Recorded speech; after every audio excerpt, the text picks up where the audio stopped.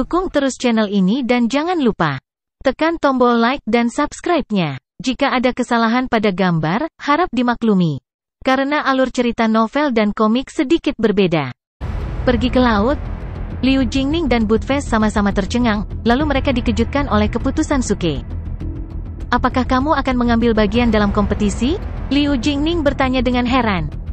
Suke tersenyum. Awalnya, saya berencana untuk merampok air suci hidup. Karena ada kompetisi, saya ingin ambil bagian. Lagi pula, aku anak baik yang selalu mengikuti aturan. Liu Jingning mengabaikan bualan Suke dan berkata, bahkan jika Anda ingin ikut serta dalam kompetisi, saya khawatir Anda tidak punya cukup waktu untuk bersiap. Sekarang, di mana kita bisa menemukan kapal yang cocok? Bahkan jika aku ikut denganmu, kita masih belum memiliki cukup orang untuk mengarungi kapal ke pulau kecil. Itu adalah tugas yang cukup mudah bagi seorang pembudidaya untuk membangun sebuah kapal.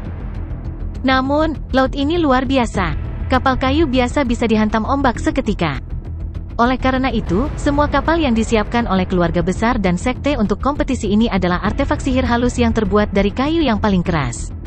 Dilindungi oleh berbagai mantra pembatas, kapal-kapal itu dikemudikan oleh beberapa pembangkit tenaga listrik di tahap pelatihan Void yang terus memperkuat kapal dengan kekuatan inti sejati. Awak yang tersisa bertanggung jawab untuk mengayuh agar kapal bisa berlari ke depan. Suke tidak memiliki kapal dan kekurangan tenaga. Bagaimana dia bisa ikut serta dalam kompetisi? Hehe, tawa ironis melayang. Jangan bilang kamu juga akan ambil bagian dalam kompetisi.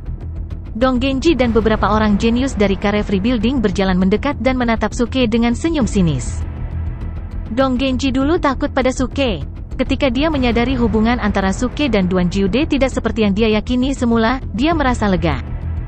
Mereka mendengar bahwa Suke juga ingin mengikuti kompetisi ketika mereka lewat. Dia tidak bisa menahan tawa.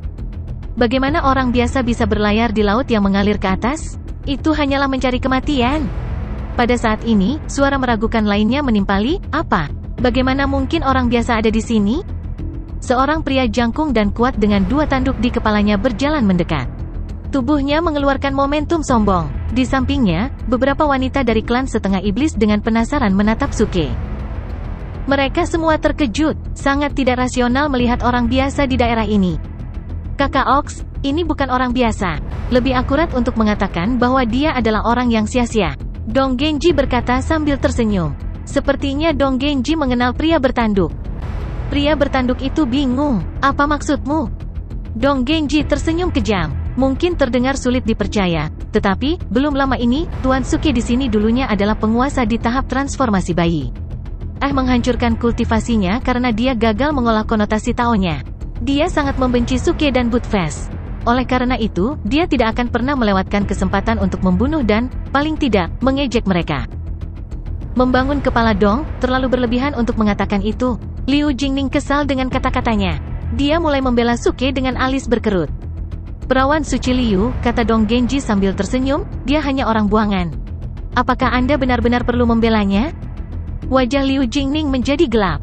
Dia hendak mengatakan sesuatu ketika pria bertanduk itu berjalan menghampirinya dengan riang.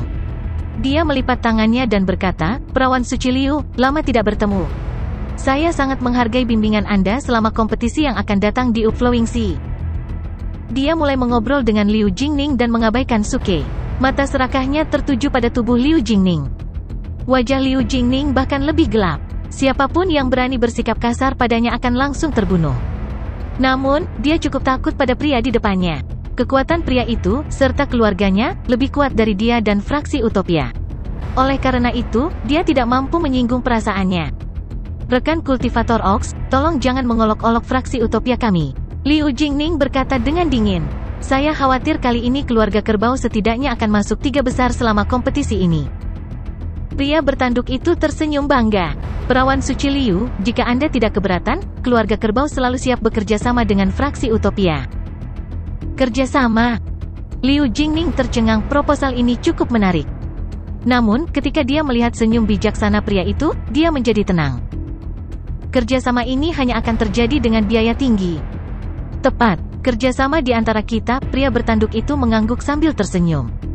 Perawan suci Liu, ada terlalu banyak orang yang tidak relevan di sini. Bisakah Anda datang ke area Ox Family? Kita bisa berdiskusi secara mendetail dengan Building Head Dong? Liu Jingning hendak menolak tawaran ini bahkan tanpa memikirkannya. Tepat pada saat ini, Suke dan Budfest melangkah keluar dan menatap pria bertanduk itu dengan rakus. "Saudara kerbau, apakah kamu seekor lembu?" Suke bertanya sambil menatap pria itu, sepertinya dia menghargai keindahan. Pria itu langsung mengernyit, dia sangat tidak nyaman dengan tatapan Suke dan merasa merinding di kulitnya. Untuk menunjukkan rasa hormat kepada Liu Jingning, dia diam-diam menjawab, "Saya adalah sapi tanduk surga dari benua selatan dan saya memiliki garis keturunan sapi suci kuno di tubuh saya." "Sialan!" Budfest berteriak kaget. Dia benar-benar lembu, matanya menyala dan dia mulai ngiler. "Aku adalah sapi tanduk surga," pria itu mengoreksi dengan suara yang tidak menyenangkan. Seekor lembu bahkan tidak dekat dengan Heaven Horn Ox. Setelah memeriksa ekspresi Suke dan Budfest, Liu Jingning mendapat firasat buruk di hatinya. Dia tahu mereka berdua akan menimbulkan masalah. "Suke, aku masih memiliki sesuatu yang mendesak untuk ditangani dengan fraksi Utopia," kata Liu Jingning segera. "Ayo kembali bersama." Dia berjalan pergi, meraih lengan Suke tanpa ragu. Dia benar-benar khawatir Suke akan menimbulkan masalah. Lagi pula, suku sapi tanduk langit cukup kuat di benua selatan, itu bahkan bisa menyamai keluarga besar seperti keluarga Jiang dan keluarga Gong. Lebih penting lagi, mereka berada di benua selatan, di mana suku sapi tanduk surga memiliki banyak kekuatan. Begitu mereka menyinggung suku sapi tanduk surga, itu hampir berarti mereka akan menyinggung seluruh benua selatan. Saat mereka pergi, pria dari suku sapi tanduk langit menyaksikan dengan wajah gelap dan mata ganas. Dong Genji tersenyum, cukup puas dengan situasi saat ini. Tepat pada saat ini, samar-samar mereka mendengar percakapan antara Suke dan Budfest. "Bocah cilik, apakah kamu melihat itu? Dia benar-benar lembu." "Tentu saja. Aku sangat merindukan bola daging sapi itu." "Saya juga. Saya merindukan steak daging sapi goreng dengan lada hitam. Aku benar-benar ingin memakannya sekarang." "Apa itu steak daging sapi? Aku belum pernah makan sebelumnya." "Tentu saja kamu belum pernah makan sebelumnya.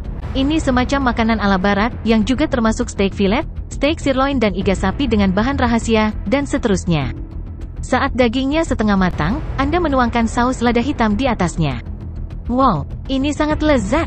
Oh tidak, semakin banyak kita membicarakannya, semakin aku lapar.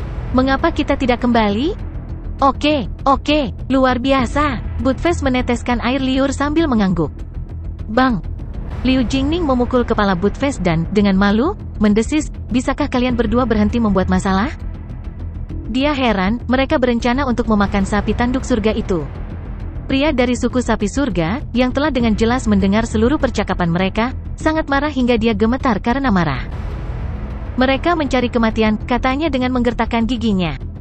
"Kakak Ox, harap tenang. Mereka tidak akan memiliki kesempatan untuk melarikan diri selama Upflosi," kata Dong Genji dengan senyum gembira. Dia tidak berpikir ini adalah tempat yang baik untuk membunuh Suke. Suke pasti tidak akan datang ke tempat ini tanpa persiapan. Dia mungkin telah menyiapkan kartu as, atau dia mungkin bisa melarikan diri dengan mantranya. Namun, ruang di Laut Upflow terbatas. Suke tidak akan pernah bisa melarikan diri. Jika dia menyerang Suke dengan orang-orang dari suku sapi tanduk surga di laut, mereka pasti akan membunuhnya di sana. "Kamu akan menemui ajalmu saat kompetisi dimulai besok," kata Dong Genji, matanya dua lampu dingin mengawasi Suke dan Liu Jingning pergi. Liu Jingning tidak berani membawa Suke kembali ke wilayah fraksi Utopia. Dia bahkan tidak berencana untuk kembali. Dia menemukan tempat dengan lebih sedikit orang dan duduk di depan Suke. "Bocah cilik, kita tidak mampu menyinggung suku sapi tanduk surga," katanya, menatap Suke dengan serius. "Kalau tidak, kamu akan berada dalam situasi yang lebih berbahaya daripada saat kamu berada di benua timur. Kita bisa tinggal di sini untuk saat ini. Saat kompetisi dimulai besok, dan semua pembangkit tenaga listrik telah melaut, kita akan segera berangkat dari sini." Mata Suke membelalak. "Tinggalkan di sini? Mengapa kita harus pergi dari sini? Aku juga akan ambil bagian dalam kompetisi." "Tepat, Budfest setuju. Mengapa kita harus pergi dari sini? Saya belum mencicipi steaknya." Liu Jingning dengan marah memutar matanya. Menggelengkan kepalanya, dia berkata, "Bocah kecil, ini bukan permainan. Tanpa kapal atau cukup banyak orang, Anda tidak bisa pergi ke Laut Upflow. Jika Anda jatuh ke dalam air, semua energi vital Anda akan segera dilahap. Adik perempuan, tolong jangan khawatirkan aku. Saya memiliki setidaknya 100 cara untuk menyeberangi Laut Upflow ini. Dan aku bisa mengalahkan orang-orang itu dengan mudah. Besok, Anda akan lihat." Akulah yang akan mendapatkan air suci hidup. Suke tersenyum percaya diri. Dia melirik kapal-kapal besar yang berlabuh di tepi laut, dan tiba-tiba sedikit jijik menarik bibirnya. Lomba dayung? Bisakah kapal lusuh Anda cocok dengan saya? Saya tidak menggunakan dayung untuk mendayung perahu, saya hanya menggunakan ombak. Dan aku pasti akan menjadi King of Top Acting terhebat. Segera, Suke sibuk bersiap untuk besok. Jika dia diganggu, dia berbohong kepada Liu Jingning dan Budfest dan memberitahu mereka bahwa dia akan membangun sebuah kapal. Kemudian dia menyembunyikan dirinya dan mulai menjalankan rencana kotornya. Suke membeli papan selancar dari pasar sistemnya dan melemparkannya langsung ke laut, di mana papan itu segera dihancurkan. Laut yang naik sangat merusak. Seperti yang dikatakan Liu Jingning, untuk berlayar di laut yang melayang, Suke harus membuat kapal yang kuat dan memperkuatnya dengan semacam mantra larangan. Oleh karena itu, Suke memutuskan untuk bersembunyi dari Liu Jingning dan Budfest dan diam-diam membeli banyak barang dari pasar sistem. Dia juga memperkuat mereka dengan mantra larangan. Karena sistem telah diperbarui ke versi 5.0, apapun yang dijual di pasar dapat diperkuat secara otomatis dengan mantra pembatasan. Namun, butuh sekitar 500 acting top points untuk menetapkan satu mantra pembatasan, yang agak mahal. Meskipun mantra pembatasan sistem tidak begitu maju, itu masih lebih dari cukup untuk melawan laut yang melayang. Malam itu, Suke menghabiskan hampir 10.000 acting top points, yang merupakan lebih dari setengah dari semua acting top points yang dimilikinya. Pada akhirnya, dia hanya memiliki sekitar 2.000 yang tersisa. Segera, matahari terbit dan hari baru dimulai. Semua pembudidaya di sekitar Laut Upflow telah bekerja sangat keras sepanjang malam untuk mempersiapkan pelayaran. Waktu untuk pertempuran di laut akhirnya tiba. Karena fraksi yang menang bisa mendapatkan lebih banyak air suci hidup, semua pembudidaya melakukan pertempuran dengan sangat serius. Beberapa pembudidaya dari fraksi berpengaruh masih sibuk mempersiapkan pelayaran, sementara yang lain diam-diam mencari sekutu. Lagi pula, begitu mereka melangkah ke Laut Upflow, tidak akan mudah untuk berbalik. Pertempuran itu akan berlangsung sekitar 2 bulan, dan selama waktu itu laut berada pada kondisi paling tenang. Ini tidak berarti bahwa tidak akan ada gelombang. Sebaliknya, semua gelombang bergerak ke arah yang sama sehingga tidak ada pusaran atau arus acak. Setelah 2 bulan berlalu, laut akan menjadi sangat bergolak, arus dan pusaran yang tak terhitung jumlahnya akan muncul, dan siapapun atau perahu apapun akan dilahap begitu ditarik ke sana. Oleh karena itu, selama periode ini ketika laut relatif tenang, semua pembudidaya akan berlayar di Laut Upflow untuk mendapatkan air suci hidup dengan keyakinan bahwa mereka dapat muncul dengan selamat. Suke juga mempercayai ini, jadi dia menghabiskan sejumlah besar acting top points untuk membeli barang dari pasar sistem. Dia berencana mengambil kesempatan ini untuk bertindak tangguh dan mendapatkan banyak poin bertindak tangguh. Juga, dia ingin berlayar melintasi laut yang mengalir dan pergi ke lantai 3. Keke kecil, apakah kamu benar-benar pergi ke laut? Apakah Anda benar-benar berpikir Anda dapat kembali dengan selamat? Liu Jingning bertanya pada Suke begitu dia kembali. Dia sangat khawatir tentang Suke dan percaya bahwa dia tidak menyadari keseriusan pertempuran itu. Begitu Suke melangkah ke laut, dia tidak hanya harus bertarung melawan laut, tetapi dia juga harus bertarung melawan para pembudidaya lainnya. Begitu dia dikelilingi oleh pembudidaya lain, perahunya mungkin akan bertabrakan dengan yang lain dan tenggelam. Mendengar ini, Suke tersenyum percaya diri. Jangan khawatir, selama kamu bersamaku, kamu akan baik-baik saja. Liu Jingning menghela nafas. Kalau begitu tunjukkan perahumu padaku. Di sini, kata Suke sambil mengeluarkan papan selancar dan memegangnya secara vertikal di sebelahnya. Melihat ini, baik Liu Jingning maupun Budfest tercengang. Sebuah papan, Anda menghabiskan sepanjang malam untuk mempersiapkan dan hanya papan yang Anda punya? Ini perahuku, Suke berkata dengan bangga. Liu Jingning tidak dapat mempercayai telinganya dan hampir pingsan. Budfest memutar matanya dan menggelengkan kepalanya. Apakah Anda tidak waras? Anda menyebut papan perahu? Bahkan jika Upflow Sea masih merupakan Upflowing River, kamu tidak mungkin bisa menyeberanginya dengan papan. Jangan bodoh, ini disebut papan selancar, yang dimaksudkan untuk berlayar. Suke mengangkat kepalanya dengan bangga. Tiba-tiba, Suke mendengar tawa Duan Jiude. Ya Tuhan, lihat dia, lihat betapa bodohnya dia.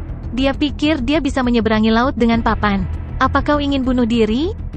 Suke tidak memperhatikannya dan tersenyum pada Liu Jingning. Nona muda, kamu terlalu cemberut. Santai, kalau tidak, orang akan mengira aku telah menindasmu. Mendengar ini, Liu Jingning menatapnya. Siapa bilang aku mengkhawatirkanmu? Saya hanya mengkhawatirkan keselamatan saya sendiri. Papannya sangat kecil, bagaimana mungkin kita berdua bisa berdiri di atasnya bersama-sama? Maksudku, aku akan berlayar dengan papan ini, bukan kamu. Begitu aku berhasil masuk, aku akan mengirim seseorang untuk menjemput kalian berdua. Tidak, aku tidak bisa membiarkanmu pergi sendiri. Liu Jingning mengerutkan kening, tidak percaya bahwa Suke bisa mengatur seseorang untuk mengambilnya begitu dia masuk. Yang terpenting, papannya terlalu kecil. Dengan perlindungan mantra larangan, bahkan jika papan tidak terkoyak oleh ombak, papan itu bisa dibalik kapan saja. Aku tidak mungkin membiarkan dia pergi sendirian.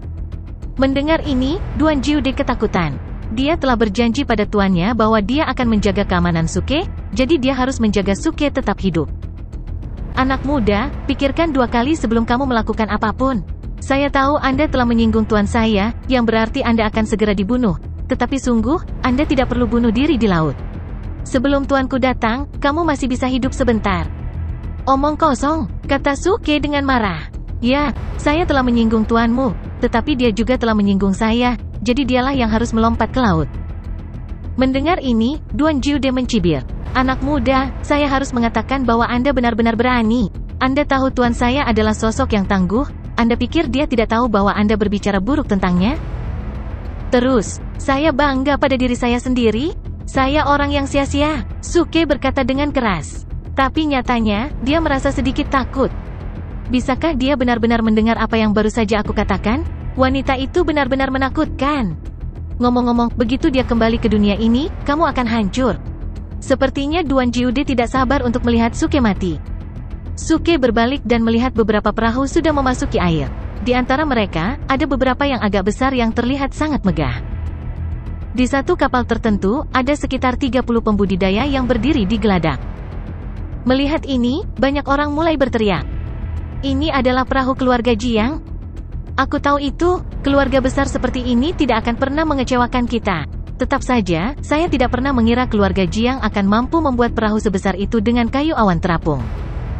Kayu awan terapung tidak akan pernah tenggelam dan penuh dengan ki spiritual elemen kayu yang dapat membantu mereka meregenerasi kekuatan inti sejati mereka lebih cepat. Mereka terlihat sangat ambisius. Menilai dari perahu dan semua mantra pembatasan yang telah mereka buat, mereka pasti telah menghabiskan beberapa tahun untuk mempersiapkan hari ini. Saya yakin mereka akan terdaftar di 3 besar. Ngomong-ngomong, perahu suku sapi tanduk surga dari benua selatan juga sangat bagus. Perahu mereka terbuat dari kayu baili yang sekeras berlian. Lihatlah perahu suku naga dari benua utara, terbuat dari tulang naga. Ya ampun, tulang itu berumur ribuan tahun. Aku tidak percaya mereka akan mengeluarkannya. Jelas, mereka juga ingin masuk 3 besar. Melihat perahu di kejauhan, Duan Jiude tertawa. Sepertinya pertempuran tahun ini akan jauh lebih sengit. Liu Jingning terkejut dengan pemandangan itu. Dibandingkan dengan perahu-perahu itu, perahu fraksinya benar-benar dibayangi. Meski begitu, apa yang disebut papan selancar Suke lebih buruk.